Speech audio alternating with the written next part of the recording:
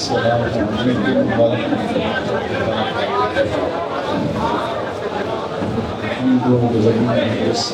السلام علیکم وبارک وسلم. قال اللہ تعالی وتبارک فی القرآن المجید والفرقان الحمید. بسم اللہ الرحمن الرحیم. قل بفضل اللہ وبرحمتہ فبذلک فلیفرحوا. صدق اللہ مولانا العظیم. ہم کو تعریف و توصیف اللہ جل مجدہ الکریم کی ذات بابرکات کے لیے جو خالق کائنات بھی ہے اور مالک شش بہار ہے.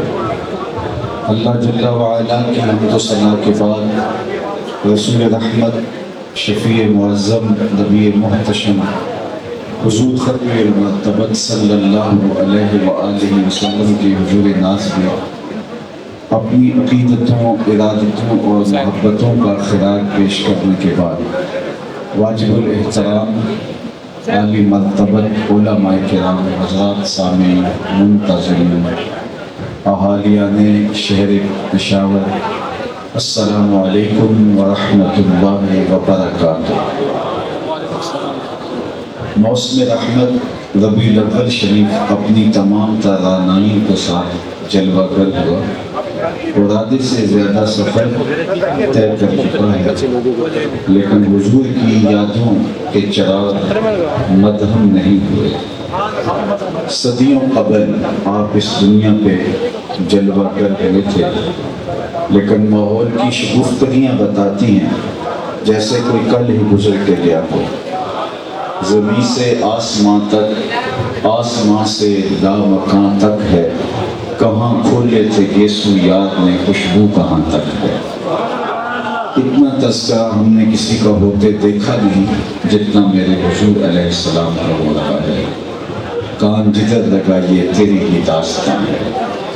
اہل محبت آپ کے تذکارے دل نواز کی خوشبو سے مشام ہستی معطر کرتے ہیں اور اپنے لیے باعث سعادت سمجھتے ہیں. الگ بات ہے کہ اظہار محبت کا سلیقہ کس کے نزدیک کیا ہے، لیکن حضور علیہ السلام کے آنے کی خوشی کسے نہیں ہوگی. اور اگر حضور کی آمد پر کسی کے دل میں خوشی اور مسرت کے جذبات پیدا نہیں ہوتے تو اس کے سینے میں دھڑکنے والا دل کسی مومن کا دل ہی نہیں ہے، یہ ہو ہی نہیں سکتا. میں آپ کو ایک مجلس میں لیے چلتا ہوں اپنی بات کا آغاز کرنے سے قبل، تاکہ آپ جس عظیم مقصد کے لیے آج یہاں آئے بیٹھے ہیں اس کی اہمیت آپ کے سامنے اجاگر کی جا سکے. صحاح ستہ میں روایت موجود ہے کہ اللہ کے محبوب علیہ السلام مسجد نبوی میں تشریف لائے تو وہاں صحابہ ایک مجلس برپا کیے ہوئے تھے. تو آپ ان کے پاس آ کے ارشاد فرمانے لگے، ما اجلسکم، تمہیں کس چیز نے بٹھایا ہوا ہے، جلسہ کاہے کا ہے، کیوں بیٹھے ہو، مقصد جلوس کیا ہے، ما اجلسکم، یہ جلسہ کاہے کا ہے. تو انہوں نے جو جواب دیا وہ سنیے، سنن نسائی میں، باقی کتب حدیث میں موجود ہے. انہوں نے کہا جلسنا نذکر اللہ ونحمدہ علی ما ہدانا لدینہ ومن علینا بک. حضور ہمارے بیٹھنے کا مقصود یہ ہے کہ ہم اللہ کی حمد بیان کر رہے ہیں، اس کا شکرانہ ادا کر رہے ہیں اس بات پر کہ اس نے ہمیں ہدایت دین عطا کی اور آپ کی صورت میں ہمارے اوپر احسان فرمایا. ہم اس کے شکرانے کے لیے مجلس برپا کیے ہوئے ہیں کہ آپ جو مل گئے. اب میں آپ سے پوچھوں کہ آپ یہاں آج کیوں تشریف فرما ہیں، تو آپ کا برجستہ جواب یہی ہوگا کہ آقا کریم علیہ السلام کا ذکر سننے کے لیے بات ختم ہو جائے گی. پوچھا کیوں بیٹھے ہو، کہا کہ ہم اللہ کا شکرانہ ادا کرنے بیٹھے ہیں اس بات پر کہ آپ نصیب ہوئے اور آپ کی وجہ سے ہدایت دین نصیب ہوئی. تو بات یہاں ختم نہیں ہوئی، بلکہ آقا کریم نے فرمایا کیا تم مجھے اس بات پہ حلف دے سکتے ہو کہ اسی لیے بیٹھے ہو؟ تمہارے بیٹھنے کا کوئی اور مقصد نہیں ہے، اس پہ قسم اٹھا سکتے ہو؟ انہوں نے کہا جی حضور ہم اس پہ حلف دیں گے۔ آقا کریم نے باقاعدہ ان سے حلف لیا اور انہوں نے وہاں بیٹھے بیٹھے قسم اٹھائی کہ ہمارے بیٹھنے کا کوئی اور مقصد نہیں، ہم اسی کام کے لیے بیٹھے۔ اب وہ قسم تو دے چکے، حضور نے بھی ان سے حلف لے لیا، لیکن ان کی آنکھوں میں سوال چمک رہا تھا، استجاب کی کیفیت ان کے اوپر طاری ہو گئی کہ ہم سے حلف کیوں لیا ہے؟ یہ تو ایک معمول کی بات ہے، کیوں بیٹھے ہو؟ جی حضور اللہ کا شکر ادا کرنے بیٹھے ہیں کہ آپ کی صورت میں نعمت مل گئی۔ تو بات تو ختم ہو جانی چاہیے تھی بظاہر، ایسے امور پہ عموماً حلف نہیں لیا جاتا۔ تو آقا کریم نے ان سے کہا مجھے قسم دو کہ تم اسی لیے بیٹھے ہو۔ انہوں نے کہا جی ہم قسم اٹھاتے ہیں۔ تو وہ قسم تو انہوں نے دے دی، لیکن حیرت اور استجاب کی کیفیت ان کے چہروں پر حویدہ تھی۔ تو آقا کریم نے فرمایا میں تجھ سے جو ابھی قسم لی ہے یہ کسی تہمت کی بنیاد پر نہیں لی، تمہارے قول کی صداقت پر مجھے کوئی شک نہیں گزرا تھا کہ میں نے قسم سے تصدیق چاہی ہو، بلکہ ماجرا کچھ اور تھا، اور وہ یہ کہ تم یہاں بیٹھے مجلس برپا کیے ہوئے تھے، میں اندر حجرے میں تھا، اتانی جبریل علیہ السلام، میرے پاس جبریل امین حاضر خدمت ہوئے، فاخبرنی ان اللہ یباہی بکم الملائکہ، تو جبریل امین نے مجھے کہا محبوب آپ یہاں تشریف فرما ہیں، ذرا باہر تو نکل کے دیکھیے، آپ کے صحابہ کے اس عمل پر اللہ فرشتوں میں ناز کر رہا ہے۔ وہ عمل کون سا تھا جس پہ رب ہو کے فخر و مباحات کر رہا ہے؟ ان اللہ یباہی بکم الملائکہ، تمہارے اس عمل پہ اللہ فرشتوں میں ناز کر رہا ہے۔ وہ عمل یہ ہے کہ صحابہ مل بیٹھ کے حضور علیہ السلام کی تشریف آوری پر اللہ کا شکرانہ ادا کر رہا ہے۔ تو گویا رب فرشتوں سے فرما رہا ہے دیکھو کتنے قدردان نکلے، میں نے نعمت دی تو اس کا شکرانہ ادا کر رہا ہے۔ اللہ کی رحمتوں سے بعید نہیں کہ آج کی مجلس بھی قبول کر لی جائے، اور اللہ فرشتوں سے فرمائے دیکھو صدیاں بیت گئی لیکن آج بھی بیٹھ کے اس گرمی کی شدت میں اس نعمت کا شکرانہ ادا کر رہے ہیں، اور ہو سکتا ہے یہ میری اور آپ کی مغفرت کا ذریعہ بن جائے۔ باقی جہاں تک حضور کی صورت میں انعام خداوندی کے شکرانے کی بات ہے تو یہ ایک شام کی مجلس میلاد یا مجلس سیرت النبی کیا ساری زندگی بھی ان کے نام پہ لگا دیں، حق کے شکر پھر بھی ادا نہ ہو۔ ہمارے بدن پہ اتنے بال نہیں ہیں جتنے رسول اللہ کے احسانات، ہمارا بال بال قرض رسالت میں جکڑا ہوا۔ اگر وہ تشریف نہ لاتے تو انسانیت کا بھٹکا ہوا قافلہ آج کہاں ہوتا، اور آج کن گڑھوں میں اور کن ظلمتوں اور کن اندھیاروں میں ٹھوکریں کھا رہا ہوتا۔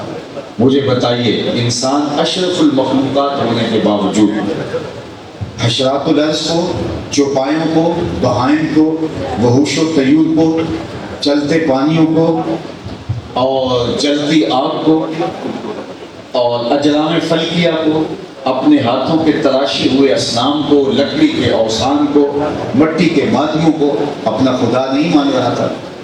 اسے پتہ ہی نہیں تھا کہ میں کون ہوں، جبکہ یہ پوری کائنات انسان کی خدمت کے لیے پیدا کی گئی۔ وَالَّذِي خَلَقَ لَكُم مَّا فِي الْأَرْضِ جَمِيعًا، کائنات کا چرخ انسان کے گرد گھوم رہا ہے اور اسے پتہ ہی نہیں کہ میں کون ہوں، اور یہ اپنے ہاتھوں کے تراشے ہوئے اصنام کے آگے اپنی پیشانی کا تقدس وامان کر رہا ہے۔ یہ میرے حضور صلی اللہ علیہ وسلم نے آ کے بتایا کہ یہ تیرے معبود نہیں ہے، یہ جانور تیری سواری کے لیے، تیری بال برداری کے لیے، تجھے دودھ اور غذائی ضرورتیں فراہم کرنے کے لیے پیدا کیے گئے۔ یہ درخت تجھے آکسیجن فراہم کرنے کے لیے، تجھے چھاؤں دینے کے لیے، تجھے پھل فراہم کرنے کے لیے، تیرے ایندھن کی ضرورتوں کے لیے پیدا کیے گئے۔ یہ چاند سورج ستارے تیری راہوں میں روشنی اجالنے کے لیے، تیرے ذوق نظارہ کی تسکین کے لیے پیدا کیے گئے۔ نہیں تو دیکھ چاند کو معبود مانتا ہے، یہ دیکھ انگلی اٹھتی ہے وہ ٹکڑے ہو کے قدموں میں آتا ہے۔ سورج کو خدا مانتا ہے، یہ دیکھ اشارہ ہوتا ہے اور وہ بھاگتا ہوا عصر کے وقت پہ آتا ہے۔ درختوں کو پوچھتا ہے چل میں نہیں تو جا کے کہہ دے تمہیں اللہ کا رسول بلا رہا. پتھروں کو پوچھتا ہے دیکھ مٹھی ابو جہل کی ہے اور پتھر کلمے محمد عربی کے پڑھ رہے ہیں. اب انسان کی آنکھ کھلتی ہے کہ میں جن کو پوجا پاٹ کر رہا تھا، جن کے چرنوں میں اپنی پیشانی کا تقدس پامال کر رہا تھا، وہ تو میرے نوکر نکلے. اے تماشا گاہ عالم روئے تو کجا بہرے تماشا بھی ہے، تو کن کے پیچھے بھاگ رہا ہے، یہ تو تیرے گرد گھومنے والے ہیں. اب اسے مالک کی دہلیز کی نوکری نصیب ہوئی، اور جنہیں یہ درد نہیں ملا وہ آج بھی اندھیرے میں. یہ ہماری ہمسائیگی کے اندر کے اپنے ملک بستے ہیں، پی ایچ ڈی ڈاکٹر ہے اور بت کے آگے ہاتھ جوڑے کھڑا ہے. اس کی ڈگری دیکھیے کتنی بھاری اور بھرکم، فہم، شعور، ادراک، عقل و خرد اسے کچھ نہیں بتا رہا کہ یہ بدن پہ بیٹھی مکھی تو اڑا نہ سکے، میری ضروریات کا کفیل کیسے ہو سکتا ہے، لیکن ہاتھ جوڑے کھڑا. M B B S doctor ہے اور گائے کے پیشاب کو چسکیاں لے لے کے پی رہا ہے. اس کی طب نے، اس کی طبیعت کی نفاست نے اسے کچھ نہیں بتایا. دوسری جانب میں اپنی مسجد کی ٹوٹیوں پر جہاں لوگ وضو کرتے ہیں ایک بچے کو دیکھا کہ وہ اپنے پانچے کو مل مل کے دھو رہا تھا. تو جھڑکنے کے لہجے میں کہا میں نے کہ تم نے اتنا زیادہ پانی کھول رکھا ہے. تو وہ لجاجت والے لہجے میں مجھے جواب دیتا ہے جناب میں سکول جا رہا تھا اور کسی جانور کے پیشاب کا چھینٹا میرے پانچے پہ گر گیا ہے. میں سوچنے لگا کہ 7-8 سال کا بچہ ہے، پہلی دوسری کلاس کا طالب علم ہے، اس سے نجاست غلیظہ و خفیفہ کے احکام بھی نہیں پڑے، یہ پانچے کے اوپر پڑے ہوئے جانور کے پیشاب کے چھینٹے بھی گوارا نہیں کر رہا، اور ادھر M B B S doctor ہے اور گائے کے پیشاب کو تبرک سمجھ کے پی رہا ہے. تو آواز آئی اندر سے کہ وہ ہے ڈاکٹر لیکن اس کے ہاتھ میں دامن میرے حضور کا نہیں، اور یہ ہے بچہ ماں نے گٹی حضور کے پیار کی دی تھی، اس لیے تقدس اس کی روح تک اتر گیا اور اس کو اتنے چھینٹے بھی گوارا نہیں. تو نور، روشنی اور اجالے انسانیت کو ملے ہیں تو آمنہ کے لال کی دہلیز سے. اگر وہ در میسر نہ آتا تو ہم آج بھی اندھیرے میں ہوتے، آج بھی ظلمتوں میں ٹھوکریں کھا رہے ہوتے. سید سلیم گیلانی مرحوم نے کیا خوب کہا تھا، نہ خرد کی روشنی تھی نہ جنوں کی آگہی تھی، تیری رہبری سے پہلے یہ جہاں جہاں نہیں تھا، تیرے آستان سے پہلے کوئی آستان نہیں تھا، میں وہ زمین تھی جس کا کوئی آسمان نہیں تھا. انسانیت بھٹک رہی تھی، انسانیت رسوا تھی، سسک رہی تھی، اس کی پیشانی کو سجدے کے لیے کوئی دہلیز نہیں مل رہی تھی. در بدری کی ٹھوکریں تھی، کبھی مادوؤں کے آگے، کبھی اسلام کے آگے، کبھی اوثان کے آگے، کبھی مظاہر فطرت کے آگے، کبھی درختوں کے آگے، کبھی جانوروں کے آگے، کبھی جلتی آگ کے آگے اپنی پیشانی کے تقدس کو پامال کرتے تھے. لیکن جو ہی حضور کی دہلیز ملی، شعور ذات بھی نصیب ہوا اور عرفان الہی بھی نصیب ہوا. اب وہی انسان جو پتھروں کو پوچھتا تھا، اب اس انسان سے پوچھئے، اس کی ٹون ہی بدل گئی. اب اس کا بدلا ہوا لہجہ دیکھیے، فرشتہ کہنے سے میری توقیر گھٹتی ہے. یہ وہی انسان ہے جو سانپوں اور بچھوؤں کو پوچھتا تھا، جو آٹا گوندھ کر کے اس کا ایک مجسمہ تیار کرتا، پھر دھوپ میں خشک کرتا، پھر اس کی پوجا کرنے لگ جاتا، اور جب بھوک زیادہ تنگ کرتی تو پھر اسی کو توڑ کر کے گوندھتا اور اس کی روٹی پکاتا اور کہتا میرے خدا اس مشکل ویلے میں تو کام نہیں آئے گا تو اور کون آئے گا. تو وہ جو اتنا غبی تھا، آج اس کی بلندی فکر دیکھیے، اب بول رہا ہے فرشتہ کہنے سے میری توقیر گھٹتی ہے، میں مسجود ملائک ہوں، مجھے انسان رہنے دو. تو راز کن فقاہ ہے، اپنی آنکھوں پر عیاں ہو جا، خود ہی کا راستہ ہو جا، خدا کا ترجمہ ہو جا، خود ہی میں ڈوب جا غافل، یہ سر زندگانی ہے، نکل کر حلقہ شام و سحر سے جاوداں ہو جا. خود ہی میں ڈوب جا غافل، یہ سر زندگانی ہے، نکل کر حلقہ شام و سحر سے جاوداں ہو جا. مسافے زندگی میں سیرت فولاد پیدا کر، شبستان محبت میں حریر و پر نیا ہو جا. گزر جا بن کے سیل تند رو کوہ بیاباں سے، گلستہ راہ میں آئے تو جوئے نغمہ خواں ہو جا. تیرے علم و محبت کی نہیں ہے انتہا کوئی, نہیں ہے تجھ سے بڑھ کر ساز فطرت میں نوا کوئی. اب اس کو اپنی ذات سے ملاقات یا ہوئی ہے, اب وہ دیکھتا ہے اپنے آپ کو تو وہ کہتا ہے کانپتا ہے دل تیرا اندیشہ طوفان سے کیا, نا خدا تو بحر تو کشتی بھی تو ساحل بھی تو, دیکھ آ کر کوچائے جا کے گرے با میں کبھی, کیس تو لیلا بھی تو صحرا بھی تو محمل بھی تو, وائے ناکامی کے تو محتاج ساقی ہو گیا, میں بھی تو مینا بھی تو مستی بھی تو حاصل بھی تو, آہ کس کی جستجو آوارہ رکھتی ہے تجھے, راہ تو رہرو بھی تو رہبر بھی تو منزل بھی تو, بے خبر تو جوہر آئینہ ایام ہے, تو زمانے میں خدا کا آخری پیغام. اور اگر انسان کو, بھٹکی ہوئی انسانیت کو یہ در نہ ملتا, میں آپ سے پوچھتا ہوں کہ اذا بشر احدهم بالانثى, قرآن نے بیان کیا نا, جب کسی کو یہ خبر دی جاتی کہ اس کے ہاں بیٹی پیدا ہوئی ہے, اس کا رنگ اتر جاتا, سیاہ پڑ جاتا اس کا منہ. آبرو بچانے کا ایک ہی رستہ تھا اس معاشرت میں کہ بیٹی کو اپنے ہاتھوں سے قبر میں اتارتے, زندہ درگور کرتے. اگر یہ کر سکنے کی ہمت رکھتا ہے تو معاشرے میں سر اٹھا کے چل سکتا تھا, ورنہ معاشرہ اس کو جینے نہیں دیتا تھا کہ تو بیٹی کا باپ ہے. بعض قبائل میں یہ رسم 100% مروج تھی, بعض میں جزوی طور پہ. جب بیٹیاں زندہ درگور کر کے باپ فخر کرتا تھا اور معاشرہ داد دیتا تھا, معاشرہ بھی کتنا شفاف تھا کہ اس پہ داد دیتا تھا تو اپنی آبرو بچائے. اور اس قبر میں دبائی جانے والی لڑکی کی نہ کوئی فریاد تھی, نہ اس میں جڑے ہوئے ننھے ننھے ہاتھوں پر اس کا باپ اس کا دل پسیجتا تھا.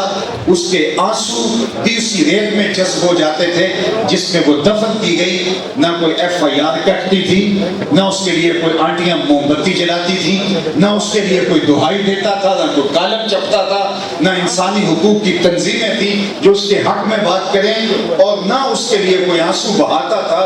وہ دب گئی تو ماں باپ بھی خوشیاں منا رہے ہیں, بہن بھائی بھی خوشیاں منا رہے ہیں, اور معاشرہ بھی خوش ہو رہا ہے, اور کوئی ان کی فریاد سننے والا نہیں. اس زمانے میں میرے حضور نے ایک کلمہ حق بلند کیا. لوگ صرف اس کو کلمہ تحسین کے دائرے میں دیکھتے ہیں, لیکن میں کہتا ہوں ظالمانہ سماج کے خلاف وہ کلمہ جہاد تھا. جب بیٹیوں کو زندہ درگور کر کے باپ فخر کر رہا تھا, میرے حضور کی آواز بلند ہوتی ہے, لوگوں سن لو, میری فاطمہ میرے جگر کا ٹکڑا ہے. یہ اس ظالمانہ سماج کے خلاف عملی جہاد تھا. پاکستان کے مختلف شہروں میں, شاید آپ کے پشاور میں بھی, کچھ خواتین کتبے اٹھا کر کے عورت مارچ کرتی ہیں, اور ان کتبوں کے اوپر لکھے ہوئے جملے اسلام کا تمثل اڑا رہے ہوتے ہیں, مغربی تہذیب کی وہ نمائندگی کر رہے ہوتے ہیں, اور مشرقی تہذیب اور تمدن کا منہ چڑھا رہے ہوتے ہیں. پردہ بوجھ ہے اور نہ جانے کیا کچھ لکھا ہوتا ہے. میری تو زبان ان غلیظ جملوں کو بیان کرنے کا تحمل نہیں رکھتی.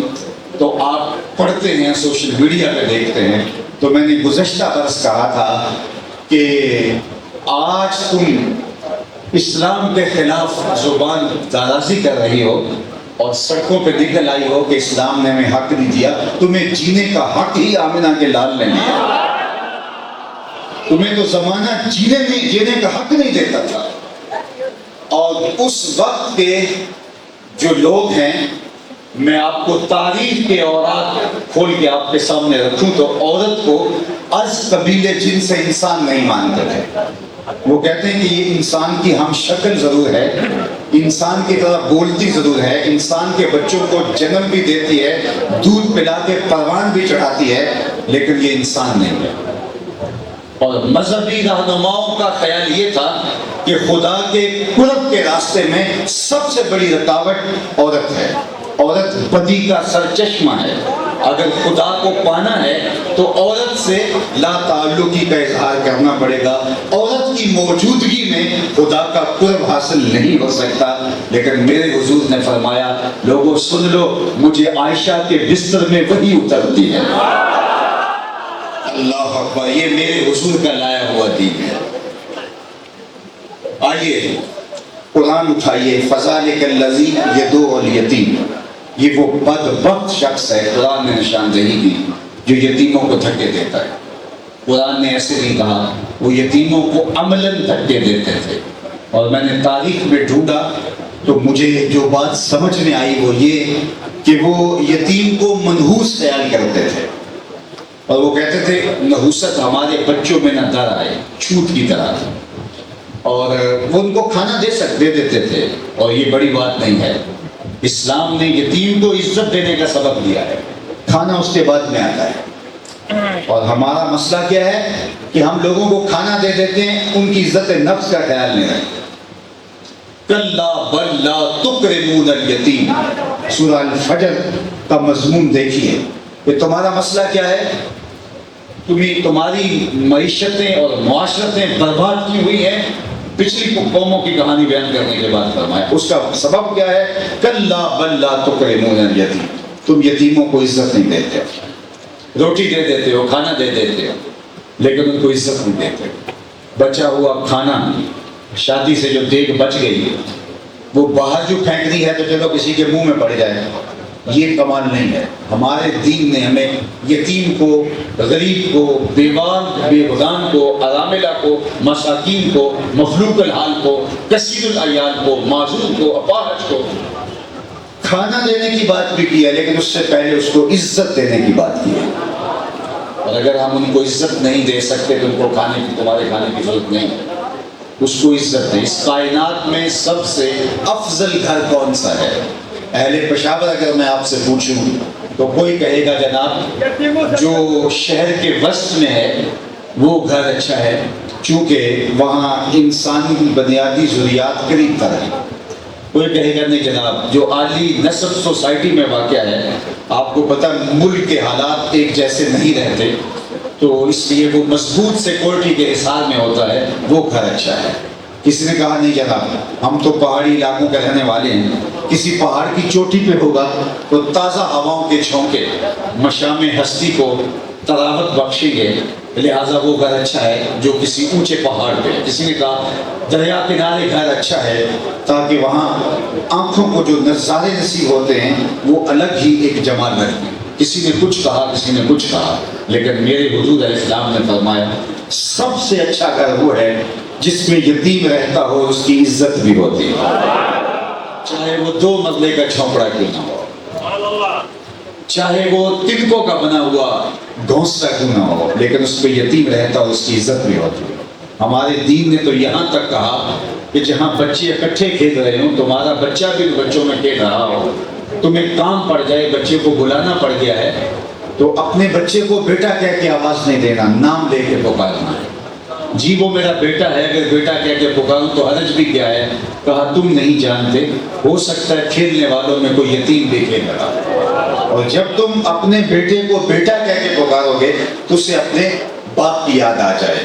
بیوہ کے سامنے اپنی بیوی سے اظہار ملاطفت کرنے سے روکا گیا، یہاں تک فرمایا کہ اپنے گوشت کی خوشبو سے غریب ہمسائے کو تکلیف نہ دو، یا تھوڑا پانی زیادہ ڈال لو اور شوربے کی ایک پیالی ہمسایوں کے گھر بھی بھیج دو۔ اور اگر آپ ایسا نہیں کر سکتے تو ایسے زاویے اور ایسے وقت میں کھانا پکاؤ جب غریب کے بچوں تک اس کی مہک نہ جا سکے، کیونکہ غریب کے بچے ضد کر چکے تو وہ مزدور، لاچار، کمزور، مفلوق الحال ان کی ضد کیسے پوری کرے گا؟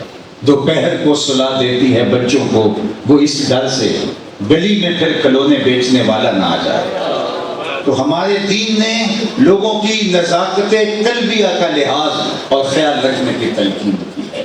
کوئی لاؤ تو صحیح زمانے میں اسلام جیسا پاکیزہ نظام، ہم نے اس کو پریکٹس ہی نہیں کیا۔ ہم نے حسد، بغض، کینے، نفرتیں، ایک دوسرے کے خلاف مقاومتیں، مخالفتیں، فرقہ بندیاں، نہ جانے کن کن مسائل میں الجھ گئے۔ دین کو پریکٹس کر کے دیکھیں، دین کو اپنی عملی زندگی کا حصہ بنا کے دیکھیں، زندگی جنت بن جائے گی، آخرت میں تو ملنی ہی ملنی ہے۔ حضور کے نظام کی برکت سے یہ دنیا جنت بن جائے گی، اور اگر ہم نے اس نظام سے منہ موڑا ہے تو آخرت کے فیصلے تو بعد میں ہے، یہ دنیا ہی جہنم زار بنی ہے۔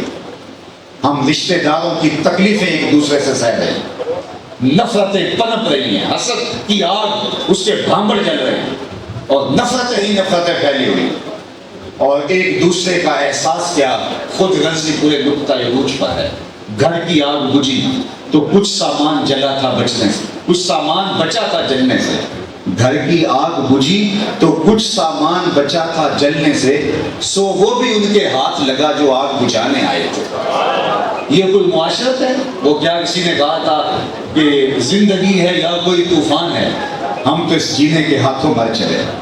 ये कोई जिंदगी नहीं है जिसमें मैं आपसे मुनाफिकत रख रहा हूँ, आप मुझसे रख रहे हो। हम हाथ भी मिला रहे हैं, अंदर अंदर हसद की आग जल रही है। हम किसी को इज्जत मिल जाए तो दुखी हो जाते हैं। हमारे दुख ये नहीं है कि ये चीज हमारे पास नहीं है, हमारे दुख ये है कि ये फलां के पास पहले क्यों आ गई। हम हसद की आग में जल रहे हैं। अल्लाह के महबूब ने जो दीन दिया, देखिए हमें हमसायगी का ख्याल रखने की तलकीन फरमा, हमसायगी का ख्याल। और हमसाया साथ वाली दीवार वाला ही फकत नहीं होता, 40 घरों तक हमसाए होते। और हमें बताया गया कि अगर हमसाया भूखा सो गया तो कितने दिन तुम्हारी नमाज कबूल नहीं हो।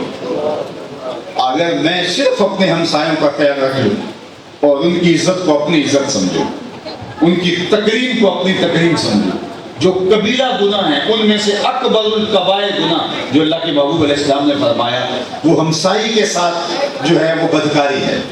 चूंकि ये एतमाद का इतना गहरा रिश्ता है और दीवारों की सांठ की वजह से रिश्तेदारियों से भी आगे चले गए। आका करीम ने फरमाया, मुझे इस कदर जिब्रील अमीन ने हमसायों के साथ हुस्न सलूक की तलकीन की कि मुझे लगा कि कहीं विरासत में हकदार न ठहरा दिया। तो 40 घरों तक हमसायगी होती है। अगर मैं और आप अपनी हमसायगी को देख लें और जो शरीयत ने हमसायों के हुकूक अदा करने का कहा उससे लिहाज कर लें, तो हमारी सोसाइटियाँ, हमारे मोहल्ले, हमारी गलियाँ जन्नत का नक्शा पेश करने लगेगा। लेकिन आज हम जिस जहन्नुमज़ाद में जी रहे हैं और जिस तरह का माहौल हमने बना लिया है, तो आइए अल्लाह के महबूब अलैहिस्सलाम की मोहब्बत के उन्वान से आज की ये खूबसूरत मजलिस इंतकाद पजीर है। मोहब्बत तो महबूब के हुक्म को पूरा करने के लिए नामुमकिन काम से भी गुरेज नहीं करती। महबूब कह दे कि तुम पहाड़ों से नहर खोद के लाओ, तो मुहिब हाथ में पेशा उठा के पत्थर खोदने निकल जाता है। हालांकि पत्थरों से दूध की नहरें तो नहीं निकाली जा सकती, लेकिन मुहिब इस बात को नहीं सोचता कि ये काम मुमकिन है या नामुमकिन। महबूब ने कह दिया, बस काफी है। यार एक दुनियादार महबूब एक काम कह दे और नामुमकिन हो तो फिर पेशा उठा के मुहिब चल पड़ता है। और हम तो उससे मोहब्बत करते हैं जो खुदा का भी महबूब है। तो फिर कैसे हो सकता है कि हम उनके बताए हुए अहकाम के मुताबिक अपनी जिंदगी बसर न करें? ये कैसे मुमकिन है कि उनके तरीके के मुताबिक न चलें? सिर्फ एक नमाज का हुक्म एक बार नहीं, कुरान और हदीस में 750 मरतबा दिया गया है। 750 मरतबा मुख्तलिफ सीगों के साथ, अमल के साथ, हिकायत के साथ, तरगीब के साथ 750 मरतबा। या 750 मरतबा मैं आपको एक बात कहूँ और ना माने आप तो मेरा दुआ सुखन क्या होगा? बाप कहे बेटा ना माने, मालिक कहे मुलाजिम ना माने, तो उसका दुआ सुखन क्या होगा?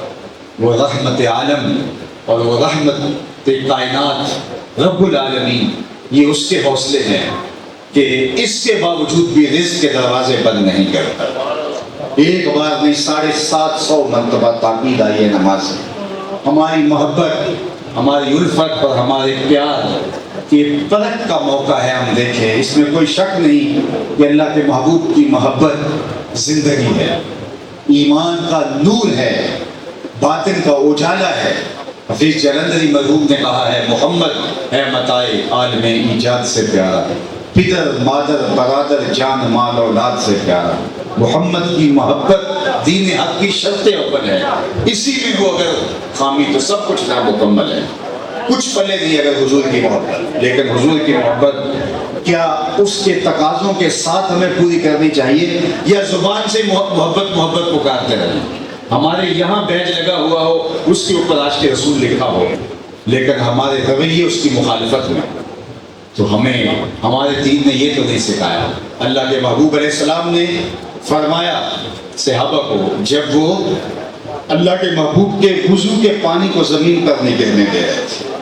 حضور وضو کرتے ہیں اور جو غسالہ وضو ہے اس کو وہ زمین پر نہیں گرنے دیتے, اس کو اپنے ہاتھوں پہ لے لیتے اور اپنے منہ پہ مل لیتے, اور جنہیں وہ پانی میسر نہیں آتا وہ گیلے ہاتھوں سے ہاتھ رگڑ کے اپنے چہرے پہ مل لیتے. اللہ, یہ محبت کے مظاہر ہے. حضور نے حکم تو نہیں دیا لیکن محبت راستے نکال دیے. محبوب کے ساتھ الفت کے سلیقے محبت خود ہی سیکھ لیتی ہے. آقا کریم نے پچنے لگوائے اور ایک لگن میں خون جمع ہوا اور ایک صحابی سے کہا جاؤ اس کو ایسی جگہ ٹھکانے لگاؤ جہاں کسی کے قدم نہ پہنچے. وہ ایک پتھر کی اوٹ پہ بیٹھ کے نوش جاں کر جاتے. واپس پلٹے تو حضور نے فرمایا تم ٹھکانے لگا آئے؟ کہا جی حضور ایسی جگہ پہ جہاں کوئی انسانی قدم نہیں پہنچ سکتا. تو حضور مسکرا دیے, فرمایا لعلک شربت, شاید تم نے پی لیا ہے. قال نعم, جی جی حضور, میں نے کہا کہ یہ متبرک میں کیوں زمین پہ بہوں نوش جاں کر.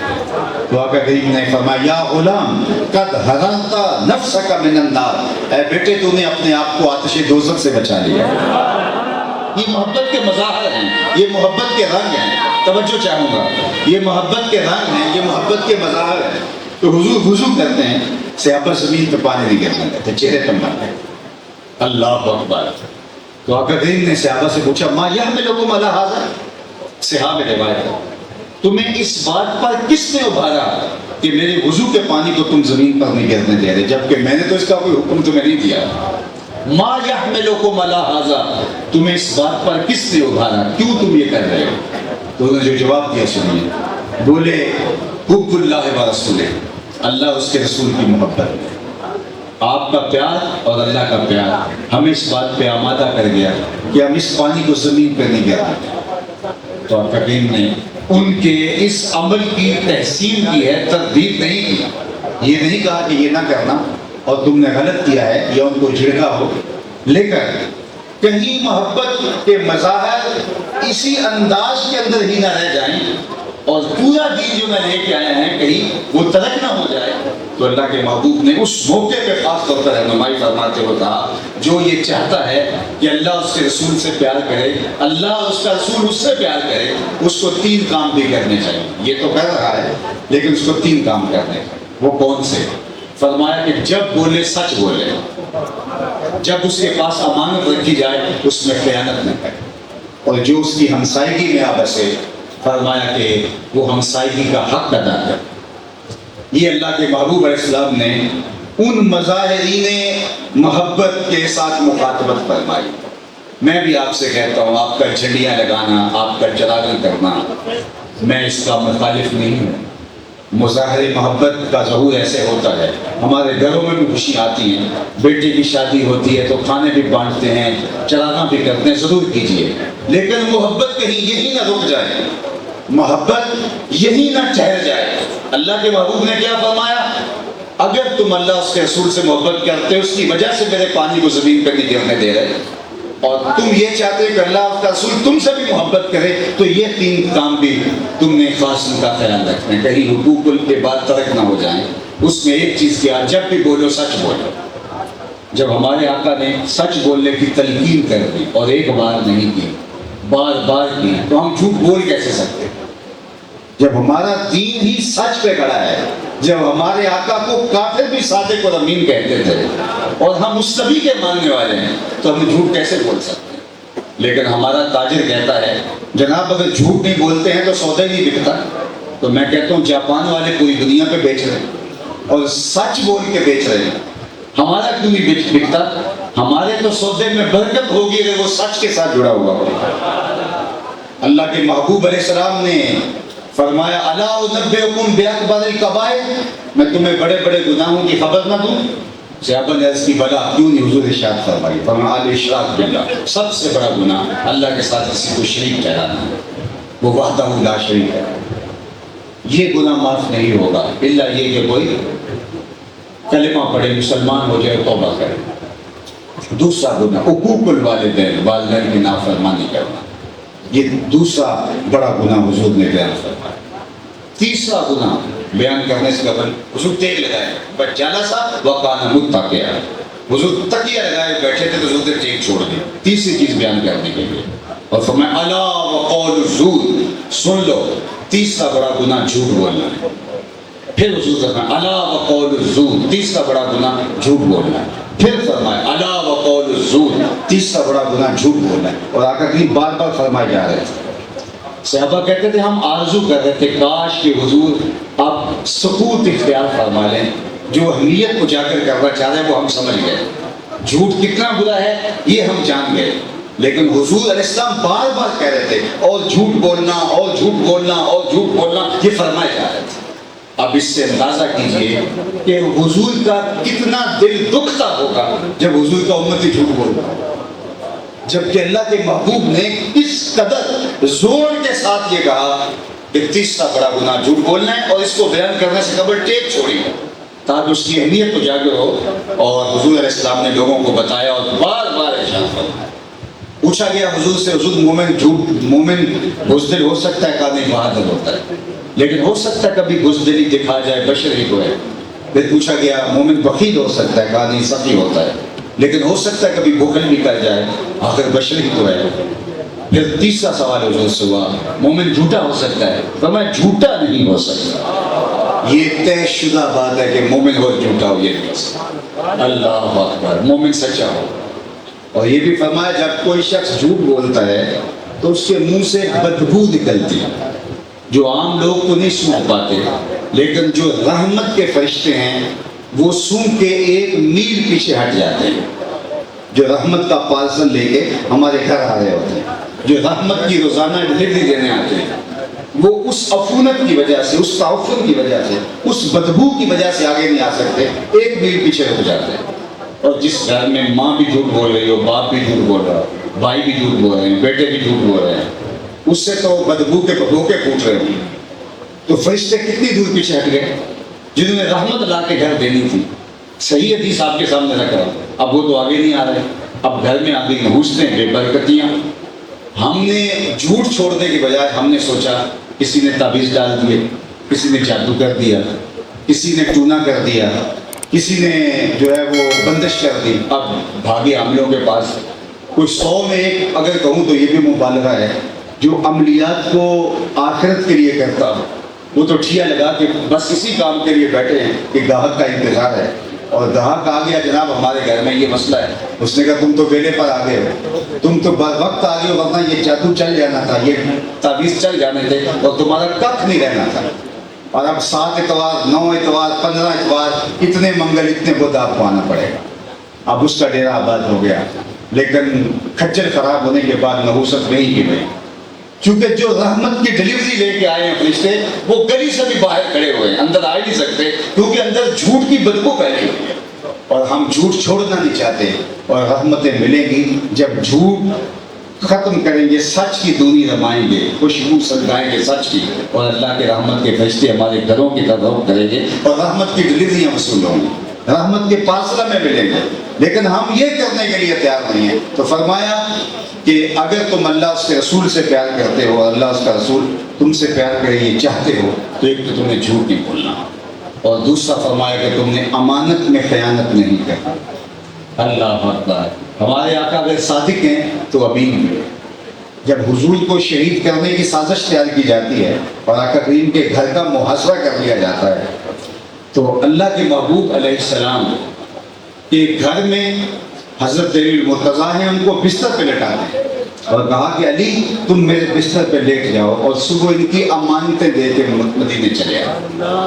اللہ اکبر، آپ دیکھیے یہ حضور کا کردار کہ جو جان کے دشمن ہیں ان کی امانتیں حضور کے گھر میں ہیں تو وہ بھی ضائع نہیں ہوتے، اور ان کو بھی پتہ ہے جو قتل کرنے کی سازش میں شریک ہوئے اور شامل ہوئے اور تلواریں سونت کے دروازے کے باہر کھڑے ہیں، انہیں بھی پتہ ہے جو کچھ مرضی ہو جائے محمد عربی سے گھر میں ہماری جو امانتیں وہ ضائع نہیں۔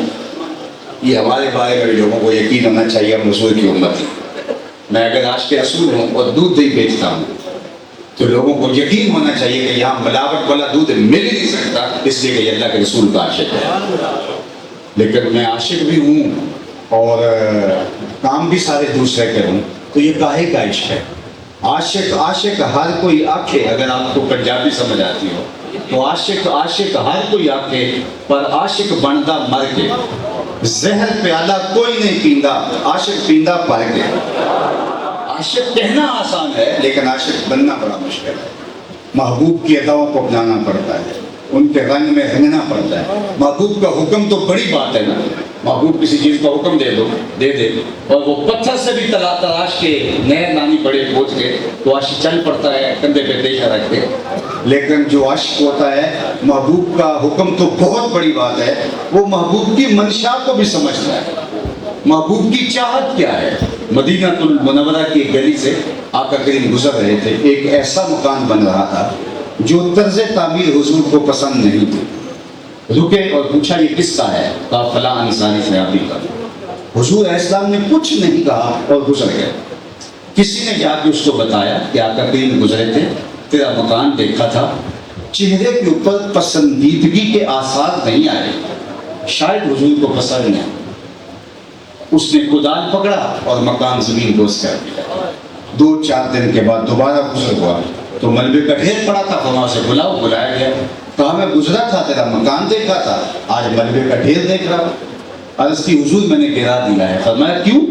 عرض کی سنا تھا آپ کو پسند نہیں، سنا تھا آپ کو پسند۔ میں اور آپ سر سے لے کر پاؤں تک دیکھیں ہمارا کیا کیا حضور کو پسند، عقیقے سے لے کے ولیمے تک دیکھیں ہمارا کیا کیا حضور کو پسند، نجی زندگی سے لے کے طرز سیاست تک دیکھیں ہمارا کیا کیا حضور کو پسند، خاندان سے لے کر معاشرت تک دیکھیں ہمارا کیا کیا حضور کو پسند۔ اللہ کے محبوب علیہ السلام کی خدمت میں ایک صحابی آئے اور وہ ایک مدت کے بعد آئے، انہوں نے حضور کو سلام عرض کیا، آقا نے رخ پھیر لیا، سمجھے اتفاقاً ایسا ہو گیا، رش بھی بعض بات ہو جاتا ہے تو جدھر حضور نے رخ پھیرا تھا وہ ادھر سے جا کے سلام کرتے ہیں، آقا نے پھر رخ پھیر لیا، سمجھ گئے کہ حضور ناراض ہیں، لیکن انہیں یہ سمجھ نہیں آ رہی تھی کہ ناراضگی کی وجہ کیا ہے۔ وہ صحابہ سے پوچھتے کر رہے ہیں کہ حضور نے میرے سلام کا جواب نہیں دیا، اعراض کیا ہے، تو حضور شاید ناراض ہیں، تو مجھے تو سمجھ نہیں آ رہی، آپ بتا سکتے ہیں کہ ناراضگی کی وجہ کیا ہو سکتی ہے؟ ہم سے تو کوئی بڑا ناراض ہو جائے، والد ہو، استاد ہو، مرشد ہو، تو ہمیں وجہ معلوم نہ ہو تو ہم خود ناراض ہو جاتے ہیں، لیکن وہ پوچھتا پھر رہا ہے کہ حضور ناراض ہیں مجھے بتائیے۔ تو صحابہ نے غور کیا تو کہا ہاں یہ جو تم نے سونے کی انگوٹھی پہنی ہے حضور اس سے منع فرما چکے ہیں اور اسے آتش دوزخ کا انگارہ قرار دیا ہے، تو ناراضگی کی وجہ یہ ہو سکتی ہے جو ہماری سمجھ میں آتی ہے۔ وہ آگے بڑھے، انگوٹھی اتارتے حضور کو پیش کرتے ہو، کہا حضور اس وجہ سے ناراض ہیں، یہ رہی۔ حضور نے پکڑی اور یوں پھینک دیا۔ ناراضگی کی وجہ بھی یہی تھی، ناراضگی ختم ہو گئی، مجلس چلتی رہی، وہ بھی بیٹھ گئی، اس طرح باقی لوگ بیٹھے، مجلس اختتام کو پہنچی، لوگ گھروں کو پلٹنے لگے تو یہ بھی اٹھے اور اپنے گھر کو جانے لگے، تو کسی نے اشارہ دیا وہ انگوٹھی تم اٹھا لو، تم تو نہیں نہ پہن سکتے، تمہاری بیوی تو پہن سکتی ہے۔ تو صحابی نے جو جواب دیا وہ سنیے، دل کے کانوں سے سنیے۔ اس نے کہا واللہ لا آخذہ وقد طرح رسول اللہ صلی اللہ علیہ وسلم، کہا اللہ کی قسم اس انگوٹھی کو میں کبھی نہیں اٹھاؤں گا جس کو میرے حضور نے پہن لیا۔ پڑی رہے، لال ہے، موتی ہے، ہیرا ہے، جوہر ہے، سونا ہے، چاندی ہے، پکراج ہے، نیلم ہے، پڑا رہے، نہیں اٹھاؤں گا کیونکہ اس کو میرے حضور نے پہنا۔ اللہ میں اور آپ اپنی زندگی پہ غور کریں، کوئی ایسی عادت تو نہیں اٹھائے پھر رہے جس کو حضور نے پھینک دیا، کوئی ایسا رویہ تو نہیں اٹھائے پھر رہے جس کو حضور نے پھینکا ہوا، کوئی ایسی دوستی تو نہیں کسی سے لگا رکھی جس دوستی کو حضور نے پھینکا ہوا ہے، کوئی ایسا کاروبار تو نہیں کر رہے جو کاروبار پھینک دیا گیا ہے، کوئی ایسی تعلق داری تو نہیں نبھا رہے جس کو حضور نے پھینک دیا ہے۔ میں اور آپ اپنے اندر غور کریں، تقریریں عمومی طور پہ تلذذ سمیع کے لیے کی جاتی ہیں اور سنی جاتی ہیں، بڑا مزہ آیا، خطیب صاحب نے پھٹیاں اکھیڑ کے رکھ دی۔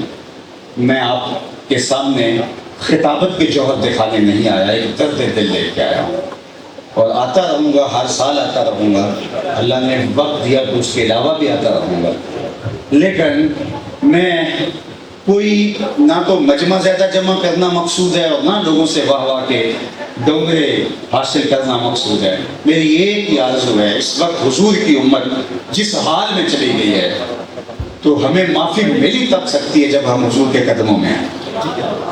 آج 56-57 اسلامی ملک ہیں اور ہماری جو حالت ہے اقوام متحدہ میں آپ دیکھ سکتے ہیں، ویٹو کا حق حاصل نہیں.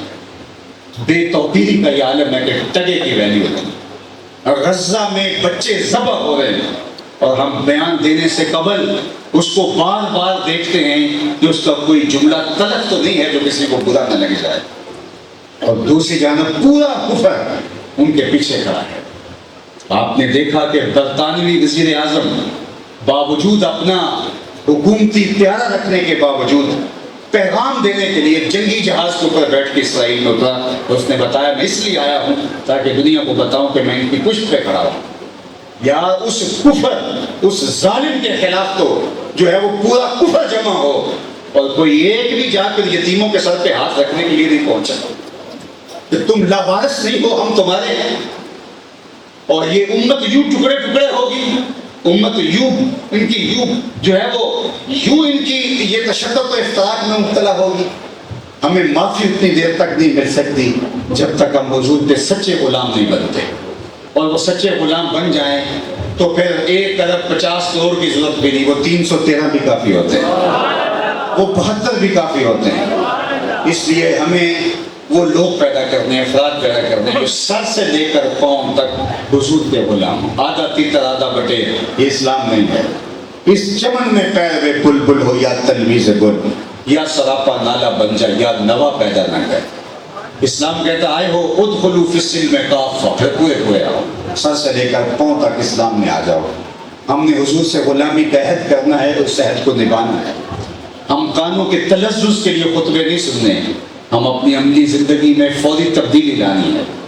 ہم تھوڑا کما لیں گے لیکن 100% حلال کمائیں گے. ہم اپنی نگاہوں پر حیا کے پہرے بٹائیں گے, ہم سوچوں کو آوارہ نہیں ہونے دیں گے. ہم کسی کے اعلیٰ کار نہیں بنیں گے, ہم دجالی قوتوں کے اعلیٰ کار نہیں بنیں گے. ہم حضور کے غلام ہیں, حضور سے عہد غلامی کر رکھا ہے. محبت رسول کا یہی تقاضا ہے کہ سر سے لے کر پاؤں تک ہم حضور کے ہی کہلائیں اور حضور کی نوکری ہی ہمارا شعار ہو. تو یہ مقصد, یہ مدعا ہے.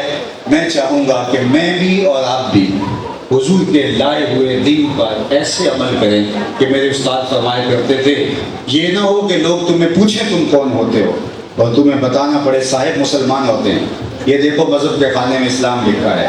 آپ فرمایا کرتے تھے یہ نہ ہو لوگ تمہیں پوچھیں اور تمہیں بتانا پڑے, تمہیں نہ بتانے کی نوبت آئے نہ کسی کو پوچھنے کی ضرورت. تمہاری وضاحت سے لے کے انداز زیست تک, طرز زندگی سے لے کے انداز معاشرت تک ایسا ہونا چاہیے تم دور سے آ رہے ہو, لوگ کہیں وہ دیکھو حضور کا غلام آ رہا ہے. آنکھوں میں تو چہروں کے اجالے ہوں گے, مصطفیٰ والوں کے انداز نرالے ہوں گے. دنیا میں بھی ان کے دم سے مقدر چمکا, محشر میں بھی ان کی رحمت کے حوالے ہوں گے. المصطفیٰ اسلامک سینٹر آپ کے شہر میں چھوٹے پیمانے پہ 2 قائم ہوئے ہیں اور ملک کے طول و عرض میں بڑے پیمانے پہ 100 کے قریب مراکز قیام پذیر ہو چکے ہیں. ہم عملی جد و جہد کے ساتھ نئی نسل کی تیاری میں اپنی تمام تر صلاحیتوں کو کھپا رہے ہیں. میں چاہوں گا کہ آپ ہمارے شانہ بشانہ کھڑے ہو جائیں. اور پشاور, یقیناً پشاور بہت سارے حوالوں سے عظمت کا ایک روشن نشان رکھتا ہے اور اللہ تعالیٰ نے یہاں کے باسیوں کو جو دینی جذبوں کی فراوانی دی ہے اس کی مثال کم ہی کہیں ملتی ہے. تو یہاں بھی الحمدللہ یہ ایک اچھے سلسلے کا ہم آغاز کریں گے. میں ادارۃ المصطفیٰ حلقہ پشاور کے جملہ دوستوں کو, حاجی جہاں زیب صاحب جو کہ سرپرست اعلیٰ ہیں, علماء کرام اور باقی ہمارے محبین مخلصین سب کا شکر گزار ہوں کہ ان کی وساطت سے آپ تک بات پہنچانے کا موقع ملا. کار ما آخر شدو آخر زما کار نشد, مشت خاک ما غبار پوچھا یار نشد و آخر دعوانا ان الحمدللہ رب العالمین. اللہم صلی علی سیدنا و مولانا محمد مادن الجود والکرم وآلہ وصحبہ وبارک وسلم. اللہ اٹھے ہوئے ہاتھ کبھی بھی خالی نہ موڑنا, پھیلی رجولیاں رحمتوں سے بھر دینا, وقت کی بہاریں نصیب فرما, مقدر کی خزائیں رخصت کر دینا. جیے تو تیرے لیے, مرے تو تیرے دین کے لیے, اور زندگی کی آخری ہچکی تک تیرے رسول کے وفادار. ہر علت, ہر قلت, ہر ذلت سے محفوظ فرما. اللہ میرے وطن کی خیر فرما, دہشت گردی کے سلک کے ناؤ ٹھنڈے کر کے امن کی بہاریں پیدا کرنا. اللہ اس ملک کو اپنی امان پناہ اور حفاظتوں کا حساب دینا، معیشت کا جمال اور معاشرت کا حسن عطا کرنا، صالح اقدار کا نور عطا کرتے، اللہ اٹھے ہوئے ہاتھ خالی نہ بھیجنا۔ اے اللہ اہل غزہ کی مدد فرما، اس آسمان کے نیچے زمین کے اوپر تیرے علاوہ ان کا کوئی آسرا نہیں، اللہ ان کے حوصلے نہ ٹوٹنے پائے، اللہ ان کو سر بلند اور سر بلند فرما۔ وصلی اللہ تعالی علی النبی الامین وآلہ وسلم۔